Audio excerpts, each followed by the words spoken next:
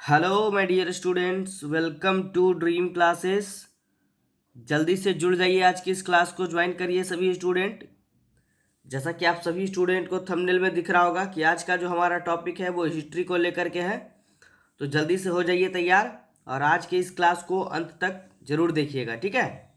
चलिए, तो हम लोग शुरुआत करते हैं। इसके पहले पार्ट में हम लोगों ने इसके 22 प्रश्नों को कवर करा था और आज हम लोग इसके अगले पार्ट में है 23 नंबर से कवर करेंगे। तो चलिए आज की शुरुआत करते हैं क्लास की। तो ज़्यादा से ज़्यादा जुड़िए बच्चे। जो भी न्यू स्टूडेंट होंगे चैनल पे सब्सक्राइब बटन दबा दीजिएगा, बगल में बेल आइकन होगा उसको प्रेस कर दीजिएगा ताकि नए वीडियो का नोटिफिकेशन जो है आपको मिल सके, ठीक है। और ज़्यादा से ज़्यादा शेयर करिए इसको ताकि और भी बच्चे हमसे जुड़ पाए। सवाल हमारा आज का देखिए, पहला है कि हड़प्पा निवासी पूजा करते थे, ठीक है। और देखिए चार ऑप्शन दिख रहा है आपको, एग्जाम में इसी तरह से देखने को मिलेगा। मात्र देवी की, मृत आत्माओं की, पौराणिक की, या इनमें से सभी का। जल्दी से जवाब दीजिए, इसका राइट आंसर क्या होगा। हमने क्लास में इसको करा था, ठीक है। बहुत ही अच्छा सवाल है ये आप लोग के लिए। बिल्कुल सही, हम लोग ने पढ़ा था वहाँ पे, ठीक है, कि हड़प्पा निवासी जो है वो पूजा किसकी करते थे, मात्र देवी की। तो ए नंबर हमारा राइट आंसर होगा, इसको आप लोग टिक कर लीजिए, ठीक है। आगे बढ़ते, अगला क्वेश्चन आपको स्क्रीन पे दिख रहा होगा। दिख रहा हमारा 24 नंबर कि हड़प्पा सभ्यता में पाई गई मोहरें आमतौर पर किस प्रकार की होती थी। बहुत ही बेहतरीन सवाल दिख रहा है, बताइए जल्दी से क्या होगा इसका आंसर। ऑप्शन दिख रहा है त्रिभुजाकार, गोलाकार, चौकोर, इनमें से सभी। बताइए 24 नंबर का जवाब, ठीक है। अभी तक स्टूडेंट आप लोग पढ़े होंगे, जो भी बच्चे पढ़ते होंगे अपने बुक्स वगैरह को, उसमें ये पाया होगा उन्होंने कि हड़प्पा सभ्यता में पाई गई मुहरें जो होती थी वो आयताकार होती थी, ठीक है। आयताकार का मतलब हो गया, देखिए चौकोर जो है ना, चौकोर का एग्जाम्पल समझिए। चौकोर मतलब जिसके चार कोर हो, इस तरह से। तो आपका इसमें आयताकार ऑप्शन है नहीं, तो आप लोग टिक किसको करिएगा, इसको, ऑप्शन नंबर सी को। ऐसे याद रखिएगा कि हड़प्पा सभ्यता में पाई गई मोहरें आमतौर पर कैसी होती थी, आयताकार होती थी, ठीक है। कोई दिक्कत नहीं ना। चलिए, तो जो ऑप्शन में दिखे वो टिक कर देना। 25वें नंबर सवाल पे बढ़ते हैं। 25 नंबर कह रहा है हमारा कि सिंधु सभ्यता में गोदाबाड़ा कहाँ से मिला है। ऑप्शन दिख रहा है कालीबंगा से, रोपड़ से, बनवाली से, या लोथल से। जवाब दीजिए, बहुत ही बेहतरीन सवाल दिख रहा है आपको स्क्रीन पे कि सिंधु सभ्यता में गोदाबाड़ा कहाँ से मिला है। चार ऑप्शन दिख रहा है ना, बताइए। सिंधु सभ्यता में गोदाबाड़ा, बहुत ही बेहतरीन सवाल है जी। और आंसर इसका टिक करिए आप लोग, ऑप्शन नंबर डी, यानी गोदाबाड़ा जो है ना वो लोथल से मिला है, ठीक है। याद रखिएगा। अब देखिए आ गया हमारा ट्रिक काम करेगा यहाँ पर, जो हमने पहले वीडियो में ट्रिक को पढ़ा था।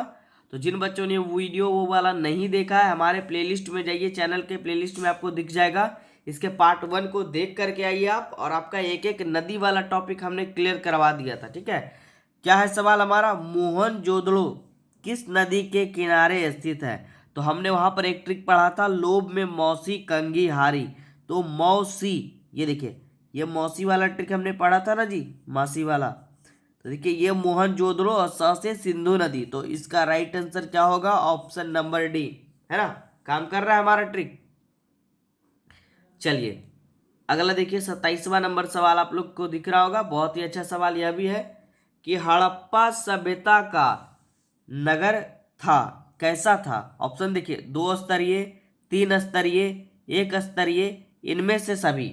बताइए जवाब, इसका आंसर क्या होगा 27वें नंबर का, कि हड़प्पा सभ्यता का नगर जो था वो कैसा था। बहुत ही अच्छा सवाल यह भी है आप लोग के सामने।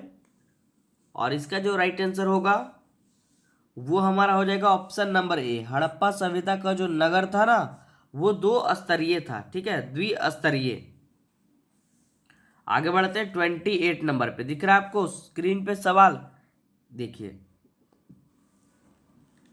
सवाल हमारा है 28 नंबर कि निम्न में से किस स्थल में खांचेदार खेत के प्रमाण मिले हैं। खांचेदार खेत, ऑप्शन देखिए बनवाली, लोथल, कालीबंगा, राखी गढ़ी। बताइए जल्दी 28वें नंबर का आंसर क्या होगा। किस स्थल में सैंधव सभ्यता में किस स्थल में खांचेदार खेत के प्रमाण मिले हैं। और जिन बच्चों को नहीं मालूम होगा टिक कर लीजिए, टिक लगा लीजिए। Option number C Kalibangan is the right answer. ठीक है। और जो भी बच्चे नोट्स परचेज कराना चाहते हैं हमारे हेल्पलाइन नंबर पे कांटेक्ट करिए। काफ़ी कम फी में हमारी टीम ड्रीम क्लासेस की टीम क्लास 10th के, क्लास 12th के, साइंस के, क्लास 12th आर्ट्स के सभी के नोट्स प्रोवाइड करवा रही है हर बार की तरह। तो जल्दी से आप लोग कांटेक्ट करिए, हमारी टीम आपकी हेल्प करने के लिए बिल्कुल ही रेडी है। ठीक है, चलिए आगे बढ़ते। 28 नंबर तक तो हम लोगों ने कवर कर लिया। अब आगे आते हैं हम लोग 29वें नंबर सवाल पे। स्क्रीन पे दिख रहा है आपको 29वां नंबर। चलिए सही से पढ़ते चलिएगा और इसके आंसर को टिक आप लोग करते चलिएगा। दिख रहा है ना। चलिए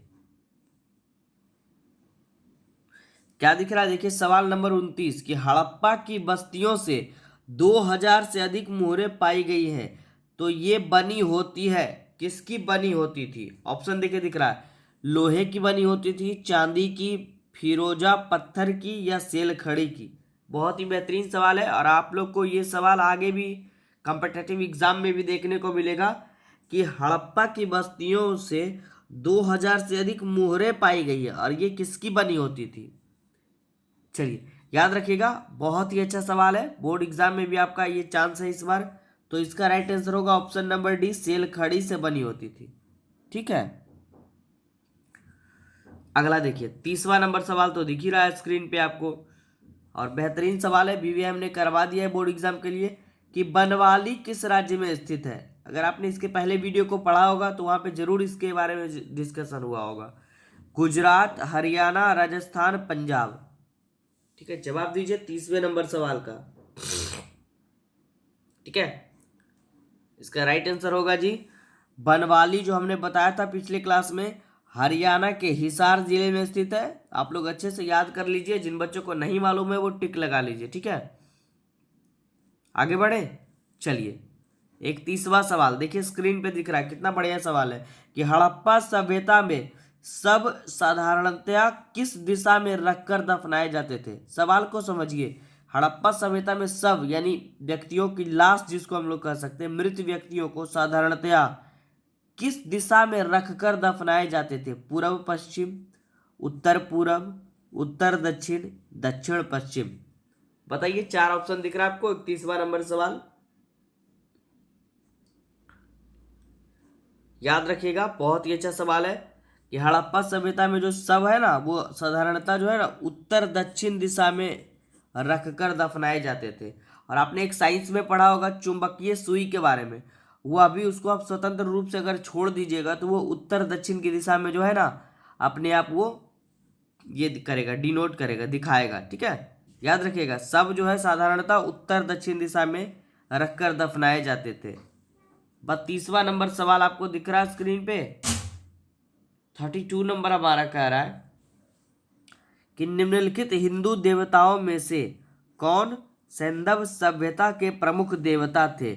ऑप्शन दिख रहा है, गणेश देवता, शिव देवता, विष्णु देवता, वरुण देवता। बताइए जल्दी से, बहुत ही अच्छा सवाल दिख रहा है आपको, है ना। निम्नलिखित हिंदू देवताओं में से कौन सैंधव सभ्यता के प्रमुख देवता थे।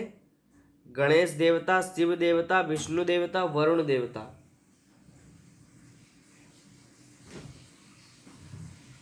चलिए बहुत ही बेहतरीन सवाल और इसका राइट आंसर जो होगा वो ऑप्शन नंबर बी होगा। आप लोग टिक कर लीजिए।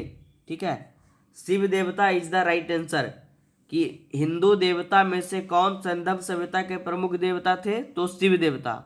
अच्छे से याद रखिएगा। ठीक है, आगे 33 नंबर पे आते हैं। 33वां नंबर सवाल हमारा कह रहा है, स्क्रीन पे दिख रहा होगा आपको, कि पुरातत्व के अंतर्गत निम्न में से कौन एक नहीं है। ठीक है, ऑप्शन दिख रहा है, साहित्य नहीं है, सिक्के नहीं है, अभिलेख नहीं है, या भग्नावशेष नहीं है। 4 ऑप्शन दिख रहा है ना। बताइए 33 नंबर का आंसर क्या होगा। पुरातत्व के अंतर्गत निम्न में से कौन सा एक नहीं है। और सभी स्टूडेंट जितने भी जुड़े हुए हैं क्लास से, आप लोग कमेंट बॉक्स में ईमानदारी से बतला दीजिएगा कि आपका कितना सवाल जो है इस टॉपिक में सही गया है। ठीक है, और इसका राइट आंसर आप लोग टिक करिए। पुरातत्व के अंतर्गत निम्न में से कौन सा एक नहीं है जी? तो राइट आंसर इसका होगा साहित्य नहीं है। ठीक है, साहित्य इज द राइट आंसर। आगे बढ़े 34वें नंबर पे। चलिए, थोड़ा सा स्क्रीन में प्रॉब्लम आ रहा है, अब आपको दिख रहा होगा 34वें नंबर का। तो ये कह रहा है निम्न में से किस स्थल में कारखाने के पाए जाने से मनक्कों को बनाए जाने की प्रक्रिया स्पष्ट हो जाती है? किस स्थल में कारखाना पाया गया था? ऑप्शन दिख रहा है राखी गढ़ी, रोपड़, और दो ऑप्शन आपको इधर दिख रहा है, हमारा दो ऑप्शन इधर हमने करवा दिया था, चनहुदड़ो और धौलावीरा। पहला ऑप्शन था राखी गढ़ी, रोपड़, चंदहुदड़ो और धौलावीरा। बताइए इसका आंसर क्या होगा 34वें नंबर सवाल का? किस स्थल से कारखाने पाए गए थे? जवाब टिक करिए, यही हमारा आंसर होगा जी, चंदहुदड़ो इज द राइट आंसर। ठीक है, चंदहुदड़ो से ही कारखाना पाया गया था। आगे देखिए 35वां नंबर सवाल। देखिए बहुत ही बेहतरीन सवाल, हमने बताया भी था कि पहली बार हड़प्पा को किस वर्ष उत्खनित किया गया था, किन्होंने किया था ये भी हमने बताया था। ठीक है, हड़प्पा को पहली बार कब उत्खनित किया गया था हमने पढ़ा था। ऑप्शन देखिए दिख रहा है 1921, 1924, 1927, 1930 ईस्वी। राइट आंसर होगा 1921 ईस्वी। पढ़ा था, राय बहादुर दयाराम साहनी जी ने पहली बार हड़प्पा के उत्खनन करता थे और उन्होंने उसकी खोज की थी। ठीक है, उत्खनन करता का मतलब हुआ, उत्खनित का मतलब हुआ पहले जो सभ्यता में है ना, उत्खनित करके ही कोई भी सभ्यता को खोजा जाता था। ठीक है, उसके प्रमाण से। तो याद रखिएगा उत्खनित मतलब खोज ही हुआ। ठीक है, चलिए 36वें नंबर पे आते हैं। 36 हमारा कह रहा है कि हड़प्पा सभ्यता की संभवतः सबसे प्रसिद्ध कलाकृति नृत्य की मुद्रा में नग्न स्त्री की एक कांस्य मूर्ति प्राप्त हुई है, और वह कांस्य मूर्ति कहाँ से मिली है? ऑप्शन आपको बताना है, चार है मोहनजोदड़ो से, हड़प्पा से, धौलावीरा से, सुतकोड़जा से। बताइए 36वें नंबर का राइट आंसर क्या होगा, है ना? हड़प्पा सभ्यता की संभवतः सबसे प्रसिद्ध कलाकृति नृत्य की मुद्रा में, यानी नृत्य की मुद्रा कहने का मतलब वो नर्तकी के रूप में नग्न स्त्री की एक कांस्य मूर्ति प्राप्त हुई है। और इन चार ऑप्शनों में बताना है वो उसमें हड़प्पा सभ्यता में किस नगर से हुई है? मोहनजोदड़ो से, हड़प्पा से, धौलावीरा से, सुतकोड़जा से। और आपको पता होना चाहिए कि मोहनजोदड़ो जो है हड़प्पा सभ्यता का सबसे बड़ा नगर स्थल है, और इसका राइट आंसर भी यही होगा कि नृत्य करती हुई कांस्य की जो मूर्ति है ना, वो मोहनजोदड़ो से मिली है, इसीलिए इसको कांस्य युगीन कहा गया है मोहनजोदड़ो को। ठीक है, मोहनजोदड़ो को हड़प्पा सभ्यता में आद्य ऐतिहासिक व कांस्य युगीन युग में रखा गया है। आगे बढ़ते 37वें नंबर सवाल पे। सवाल हमारा कह रहा है हड़प्पा सभ्यता में प्राप्त अवतल चक्की पर किस पुराविद ने प्रकाश डाला है? वहाँ जो अवतल चक्की प्राप्त हुआ था उस पर किस पुराविद यानी किस शास्त्रियों ने प्रकाश डाला है? किन वैज्ञानिकों ने? ऑप्शन दिख रहा है कनिंघम ने, अर्नेस्ट मैके ने, जॉन मार्शल ने, या राजा सूरजभान ने। ठीक है, ऑप्शन दिख रहा है आपको स्क्रीन पे, बताइए इसका राइट आंसर क्या होगा?